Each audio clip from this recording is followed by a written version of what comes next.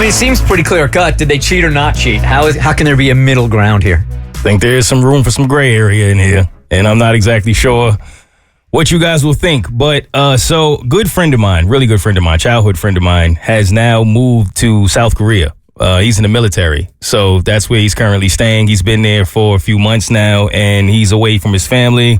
I think this is like the third time that he's now living in a different location.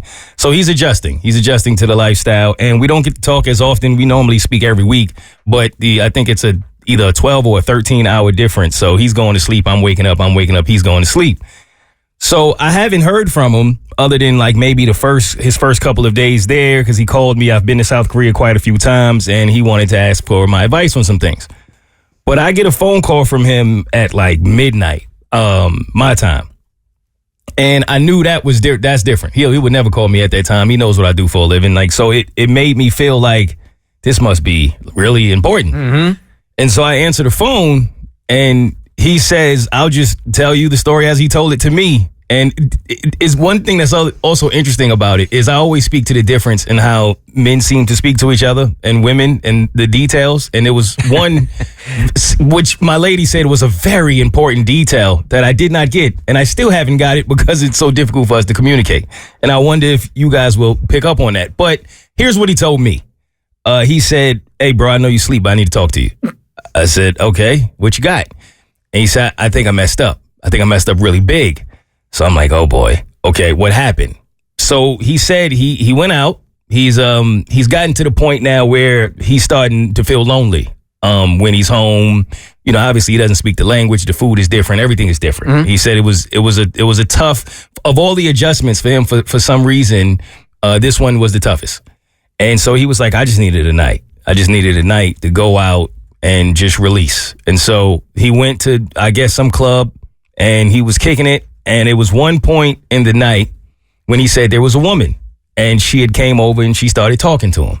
And he said at first it was nothing special. She's just, conversing with him, and it was a good conversation. They're speaking about life, and the difference, which was very clear to him very early, was he's an older married man with children.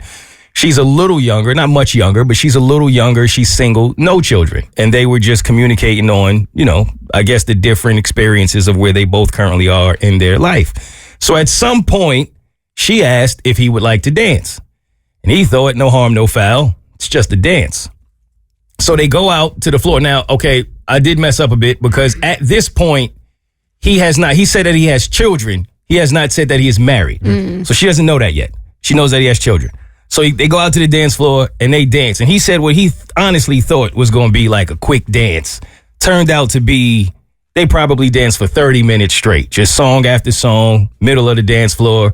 He said it wasn't really sensual or anything like that, but it probably was a bit much for a married person, if in his mind. Now, when he spoke to his other friends about it, but I think a lot of men have what they deem as a litmus test for what's too far. And to all of them, it was like, oh, you did nothing. If all you did was dance. So then that was the question I asked. Is that all you did was dance? So he said, I'm going to be very honest with you. Toward the end of the night, I kind of felt myself. He said, I don't know. And I want to get his words right. I don't know if I had feelings for her. I think I just missed that feeling, period, of, just someone in front of you that you're enjoying talking to, that you're attracted to. And he's like, I haven't felt that in so many years. It kind of took me back to college when you just having fun with somebody and the freedom of it. He felt guilt in that. Mm-hmm. And so at the end of the night, it was obvious that she was enjoying herself. And she asked him, are you seeing someone? And he was like, that was the moment to me where no one would know, no one would ever find out. And I had a decision to make. So my mind immediately went to, oh, this man messed up bad. And he said, I told her I was married. And I said, you did what? I mean, of course you did. Yeah. That's the only plausible answer. That's it, right? And I said, okay. So I said, what's the issue? And he said, well, when I told her I was married, for her, it was immediate shutdown. Like she didn't even want to continue the conversation. Nothing. It was mostly like, it was nice talking to you. Have a good night. Oof, what a relief. Right. Because there are some women that would double down on that. They Look, wouldn't have cared. You're here, I'm here, you're way away from home right now. It's safe for me. I don't got to commit to you. So, look, nobody's going to find out about it. Right. So I said, all right, well, why do you sound like you made the biggest mistake of your life? Like, I don't get it. Is that the end of the story? That's where it ends? He said, that's where it ends. He said, but I don't know, man. I just got this guilty feeling that I can't shake. And I'm wondering if I should say something. So I said, well, I'll tell you what, let me sleep on it and I'll talk to my lady about it and get a woman's perspective. And I did. And I thought when I went to my lady, like I went to her with kind of like this, hey, I got a story about my guy, because they know each other well too.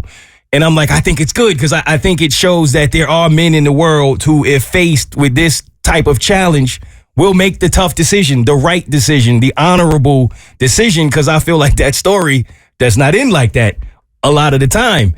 And I realized that she wasn't impressed by that in the slightest. And she felt like a line was still crossed.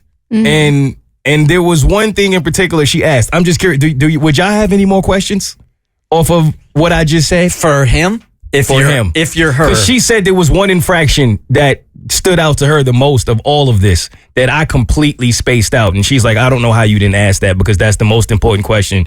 And it's going to be the first question that his wife asks if he goes to her and tells her this story. The question would be, if I wasn't going to find out about it, would you do it? That's a good one, but that's not what her concern was. I can't think of what she would want to know. Well, we knew they danced together. We knew they talked together. It seemed so obvious to me after she said it. I didn't even think about it, though. It's not buying her drinks, is it? Nope. Was she hotter than me? Nope.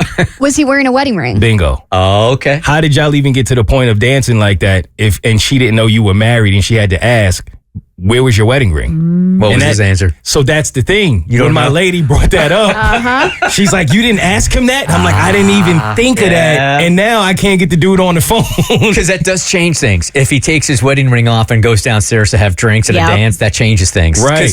And I've always said this about infidelity also. Infidelity isn't one bad decision. Infidelity is 7 bad decisions in one night or over the course of weeks or months or whatever. And he was making those time and time again. And the wedding ring being in the hotel room would be one of those mistakes. It is inviting that kind of experience in. And that's so I have to still get a hold of him to not only get that answer, but to find out if he did tell his wife. But in my mind, he did a good thing. In her mind, not so much. He's got some real questions to ask himself. Like, okay, if he wasn't wearing his wedding ring, why didn't I put the wedding ring on? What was I missing at home that I thought that I would get on this particular night? Was my intention to get something physical out? He's just got a lot of soul searching to do, man. Like, why did he put himself in that situation? Because there's going to be a reason. Yeah, I agree with you. And I'm trying to navigate this 13-hour time difference in order to get the final answers. But that's why I say it's a gray area. It's like he didn't cheat, but did he? He sure stumbled. He sure stumbled. He was in the red zone. He didn't quite cross the goal line, but he was in the red zone. The Bert Show.